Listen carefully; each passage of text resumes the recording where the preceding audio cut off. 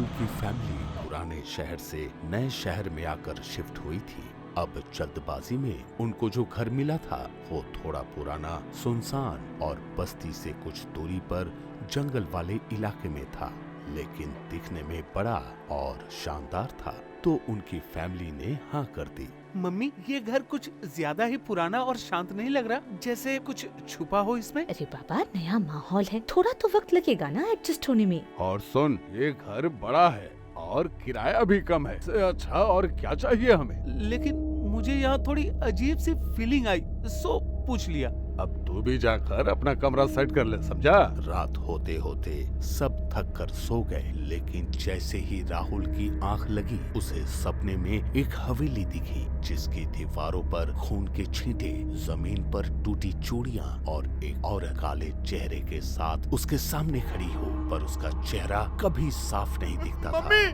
Mummy कोई है मेरे कमरे में, मम्मी। अब चीख सुनकर कविता और सुरेश भी जग गए और दोनों तेजी से राहुल के कमरे में आए। अरे कुछ नहीं है यहाँ, जरूर तूने कोई सपना देखा होगा। पानी पी ले और सो जा। उसके कदमों की आवाज आई थी, मैं सच कह रहा हूँ। हमको नहीं सुननी तुम्हारी ये बकवास, मुझे सुना है। जाओ और तुम भी जाकर चुपचाप सो जाओ, जाओ। राहुल की कमीज पसीने से तर थी, खिड़की अपने आप खड़खड़ा रही थी, जबकि बाहर एकदम सन्नाटा था। अब अगले दिन सुबह उसके कॉलेज की पहली क्लास थी। राहुल ने खुद को नॉर्मल दिखाने की कोशिश की, लेकिन जैसे ही वो क्लास में पहुंचा, उसे लगा जैसे किसी ने उसकी पीठ पर हाथ मारा हो। अरे क्या हुआ राहुल, इतना घबराया हुआ सा क्यों लग रहा है तू?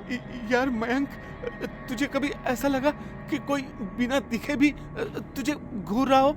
हाँ? ऐसा भी कभी होता है क्या? तू मुझे डरा मत। हाँ? अरे यार, नए घर का असर होगा और क्या। नहीं भाई, ये कुछ और ही है, बहुत डरावना सा मेरे आसपास ही है, मुझे बहुत डर लग रहा है। अब लंच ब्रेक में जब सब बाहर थे तो राहुल को जमीन पर एक जंग लगा लॉकेट दिखा। राहुल ने उसे उठाया तो उस पर अजीब सी भाषा में कुछ उकेरा हुआ था। राहुल ने उसे पढ़ने की कोशिश की, पर उसके समझ में कुछ नहीं आया। ओए मत छू ऐसी चीजें, हो सकता है अपशकुन हो। हाँ। अरे ऐसा कुछ नहीं होता यार, ये शायद किसी का गहना होगा बस, और क्या। मुझे तो ये लॉकेट देखने में ही अजीब सा लग रहा है। हाँ। तू डर मत। रात के 2 बज रहे थे। राहुल के कमरे की लाइटें अपने आप जल बुझ रही थी। वो घबरा कर उठ बैठा, तभी अचानक उसके आईने पर धुंध छाने लगी और उसमें एक जला हुआ चेहरा उभर आया। काली सूनी आंखें, मानो जैसे कुछ कहना चाह रही हो। ये देखकर राहुल बहुत जोर से चिल्लाया। नहीं, ये सपना नहीं है, आईने में कोई है। मम्मी, पापा। अरे ये तो क्या कर रहा है इतनी रात को? आईना ही तो है। नहीं मम्मी, वो मुझे देख रही थी। हाँ। देख राहुल, ये नौटंकी बंद करा, कोई नहीं है वहाँ पर। राहुल के घर के बाहर से सियारों के रोने की आवाजें आ रही थी। डर और गुस्से में उस आईने को घुसा मारा, चकनाचूर हो गया। ये देखकर उसके मम्मी पापा उसे डांटने लगे, पर राहुल के चेहरे से वो डर गायब नहीं हुआ, बल्कि उल्टा बढ़ गया। वो यहाँ है, उस लॉकेट से कुछ जुड़ा है मम्मी, मैं सच कह रहा हूँ। तू क्या पागल हो गया है बेटा? कौन सा लॉकेट? क्या मजाक कर रहा है? नहीं मम्मी, ये कोई खेल नहीं है, मैं सच कह रहा हूँ। एक शाम राहुल के मम्मी पापा किसी काम से बाहर गए थे और वो घर पर अकेला था। तभी उसके घर की डोरबेल बजी। उसने दरवाजा खोला तो एक डिलीवरी बॉय खड़ा था। बहुत प्यास लगी है, पानी मिलेगा क्या? हाँ अंकल, आप रुकिए, मैं अभी लेकर आता हूँ। राहुल जब पानी लेकर लौटा तो वो डिलीवरी बॉय 7 फीट लंबा हो चुका था। उसका चेहरा पूरी तरह जला हुआ था, आंखें काली और बहुत गहरी सी थी। उसका मुंह धीरे धीरे फटने लगा। राहुल के होश उड़ गए। वो चिल्लाते हुए घर में इधर उधर भागने लगा और बचने के लिए सामान फेंकने लगा। मैं लौट आई हूँ, तेरे साथ भी वही होगा जो मेरे साथ हुआ था।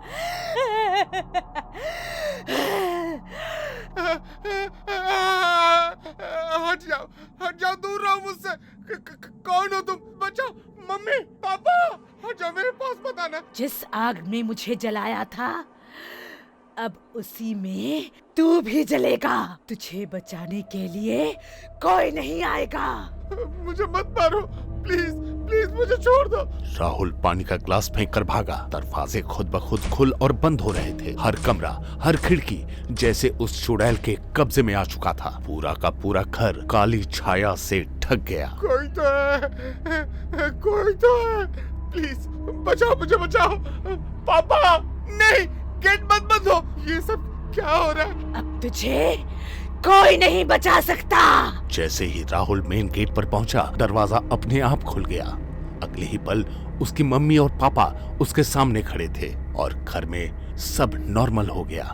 न कोई डिलीवरी बॉय, न कोई चीख, बस डर और सन्नाटा। मम्मी वो इंसान नहीं था, वो चुड़ैल थी, चुड़ैल। राहुल बस कर, बहुत हुआ तेरा बकवास। झूठ बोलना बंद कर, यहाँ कोई नहीं है। सुरेश, मुझे लगता है राहुल को डॉक्टर को दिखाना पड़ेगा। कोई डॉक्टर नहीं बचा सकता मुझे मम्मी, ये कोई और चीज है। अब सुरेश अगले दिन डॉक्टर शर्मा को अपने घर बुलाता है। डॉक्टर ने जब राहुल को चेक किया तो देखा उसकी आंखें सूजी हुई हैं, धड़कनें बेकाबू और नब्ज बहुत तेज धड़क रही थी। I am extremely sorry mister Suresh, पर मुझे लगता है ये साइंस के बाहर की चीज है। क्या मतलब, बीमार नहीं है? नहीं मिसेस शर्मा, बीमार तो नहीं, पर मुझे लगता है आपके बेटे को कुछ और हो गया है जिसे कोई डॉक्टर ठीक नहीं कर सकता। क्या?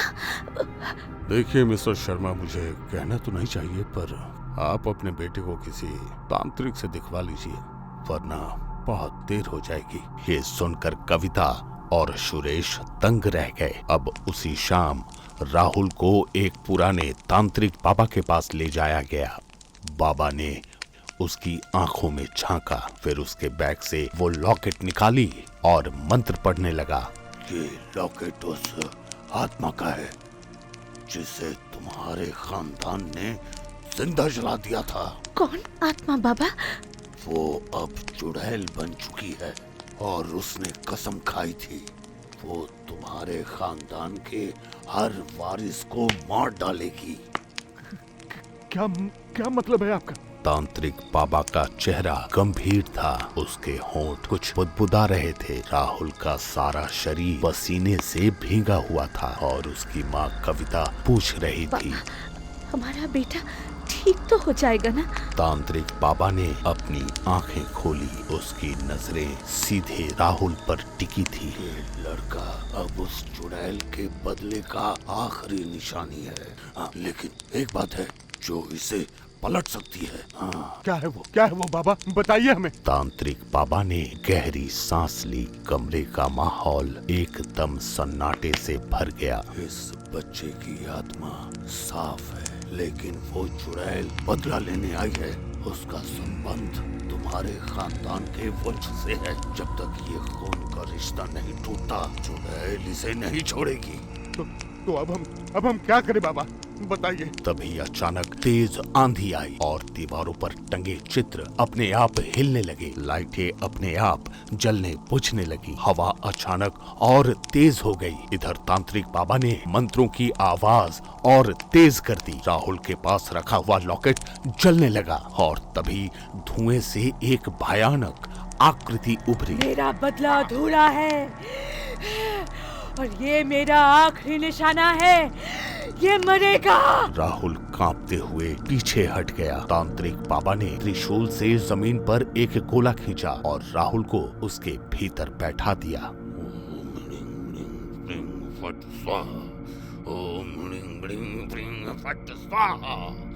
इस घेरे से बाहर मत निकलना, वरना तू मारा जाएगा। चुड़ैल ने भयंकर चीख मारी, खिड़कियां चटक गईं और एक भयंकर बवंडर उठा। ये देखकर डर के मारे कविता जमीन पर गिर पड़ी। सुरेश भी डरकर कांपने लगा। मम्मी, पापा, बचाओ मुझे, अब मुझसे सहा नहीं जाता, बचाओ।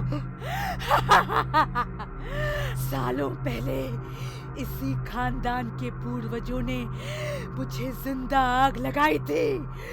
अब तू भी मेरी आग को शांत करेगा। तभी अचानक दरवाजा खुला और एक शख्स अंदर आया।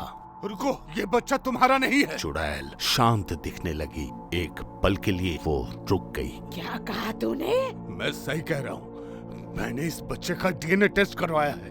राहुल को सुरेश और कविता ने अनाथालय से गोद लिया था। ये उनका बच्चा नहीं है। चुड़ैल की आंखों में गुस्सा था। हाँ, ये सच है, लेकिन ये हमारा बेटा है। हम इसे अपनी जान से भी ज्यादा प्यार करते हैं। तब जिनकी औलाद ने मुझे जलाया वो कौन थे? मैं किससे बदला लूं? देखो, तुम जो भी हो मैं नहीं जानता, लेकिन ये बच्चा तुम्हारा निशाना नहीं है। अगर तुम इसे मारोगी तो तुम्हें मुक्ति नहीं मिलेगी। चुड़ैल चीख उठी। उसकी चीख में बेबसी और गुस्सा दोनों थे। अचानक उसने डॉक्टर की ओर हाथ बढ़ाया। एक काली आग की लहर निकली और डॉक्टर जमीन पर गिर पड़ा। उसकी आंखें खुली की खुली रह गईं। मुझे धोखा देने की सजा अब सबको मिलेगी। अब उसका शरीर हवा में तैरने लगा। कमरे में आग लगने लगी और फर्श से लपटें उठी। राहुल, भाग जा, वरना तू बच नहीं पाएगा। राहुल दौड़ा। चुड़ैल उसके पीछे उड़ने लगी। राहुल की परछाई और चुड़ैल की परछाई एक दूसरे में समा रही थी। उसके चेहरे से काली लार टपक रही थी। तभी तांत्रिक ने आखिरी मंत्र पूरा किया। लॉकेट हवा में उठा और उससे तेज रोशनी निकली।